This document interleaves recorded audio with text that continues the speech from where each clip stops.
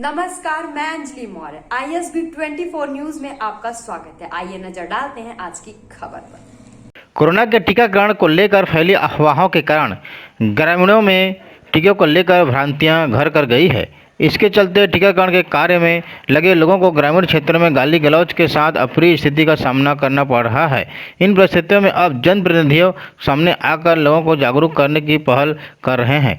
तखतपुर के विधायक और संसदीय सचिव श्रीमती रश्मि सिंह ने लोगों से टीका लगवाने और अफवाहों में नहीं आने की बात कही। नमस्कार, मैं तखतपुर विधायक रश्मि आशीष सिंह आप सभी से हाथ जोड़ करके विनती करना चाहती हूँ कि सन 19 से जो फैली हुई महामारी कोविड है, उसके संक्रमण के देखते हुए तेजी से जो फैलाव हो रहा है, उसमें वैक्सीन एक प्रभावकारी भूमिका में है। हम सभी ने देखा कि अमेरिका, ब्राज़ील और इजराइल ने वैक्सीन की मदद से, इंग्लैंड ने वैक्सीन की मदद से अपने देश की महामारी में काफ़ी हद तक नियंत्रण पा लिया है। उस देश के नागरिकों के वैक्सीन लगवाने के कारण अब वे सभी आराम से घूम फिर पा रहे हैं। हिंदुस्तान में, हमारे प्रदेश में जिस तरह से महामारी का संक्रमण फैला हुआ है कि इससे बचाव के लिए ज़रूरी है कि 45 वर्ष से ऊपर के सभी लोगों का जो निःशुल्क टीकाकरण हो रहा है, उसमें बिना भय के आप सभी जाएं और टीकाकरण कराएं। मैं स्वयं उस टीकाकरण की एक डोज ले चुकी हूं और दूसरी डोज का इंतज़ार कर रही हूं। और इस टीके को लगने के बाद ज़्यादा से ज़्यादा 1-2 दिन तक बुखार आता है और उस दौरान जो व्यक्ति होता है वो घबरा करके जांच कराने पर कोविड संक्रमित कभी कभी पाया जाता है। इसमें घबराने की ज़रूरत नहीं है। इस वायरस से जो बीमारी होती है, वो यदि टीकाकरण करा लिया जाए तो मौत का भय खत्म हो जाता है। बिलासपुर सांसद अरुण साव ने कहा कि टीका लगवाने का कोई भी दुष्परिणाम नहीं है।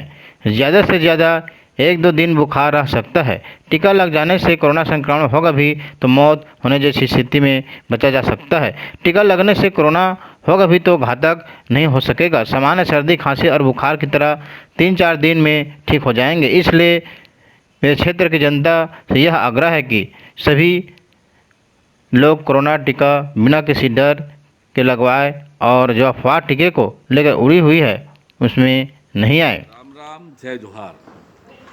संगवारी हो, कोरोना एक बहुत खतरनाक बीमारी है। अब आज छत्तीसगढ़ के गांव-गांव में कोरोना फैल गए है और कोरोना से बचे के उपाय तो आप मन सब करबे करत हो। ज़्यादा से ज़्यादा घर में रहना, बिना काम के घर से बाहर नहीं निकलना, मास्क लगाना, साबुन से या सैनिटाइजर से हाथ ला बार बार धोना, भीड़ भाड़ वाली जगह में नहीं जाना, भीड़ भाड़ नहीं करना, ये तो करते छो हो। लेकिन बड़े बात ये है कि कोरोना से स्थायी बचाव के तरीका ओकर टीका लगवाना है और सरकार मुफ्त में टीका लगावत है। जगह जगह में टीका केंद्र खोले है और आप सब जेकर बारी आगे है टीका लगाए के, वो कगरो के है में झन आवा और अपन बचाव खातिर, स्थायी रूप से बचाव खातिर टीकाकरण केंद्र में जावा और टीका ला लगवावा।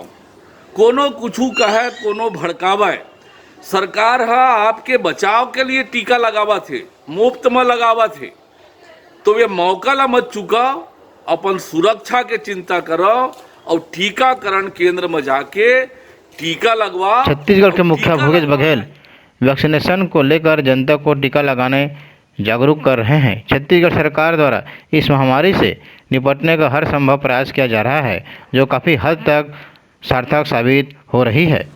प्रिय भाइयों एवं बहनों, जय जोहार। इस समय पूरी दुनिया कोरोना की महामारी से जूझ रही है। तत्कालीन सरकार के 15 वर्षों के शासनकाल में स्वास्थ्य एवं चिकित्सा सेवाओं को कभी पर्याप्त महत्व नहीं दिया गया। इन परिस्थितियों में कोरोना जैसी महामारी का सामना करना एक बड़ी चुनौती थी, परंतु हमने अब तक इस चुनौती का पूरी सक्षमता से सामना किया है। हमने प्रदेश के स्वास्थ्य सेवाओं के ढांचे एवं व्यवस्था में सुधार हेतु काफ़ी काम किया है, जिसके कारण ही कोरोना के प्रबंधन में हमारे राज्य की स्थिति अन्य राज्य की तुलना में काफ़ी बेहतर है। पिछले साल जब कोरोना की पहली लहर का हम पर हमला हुआ था तो हम सब ने मिलजुल कर उसका सामना किया था। वह ऐसा समय था जब हम कोरोना के विषय में ज़्यादा कुछ जानते नहीं थे।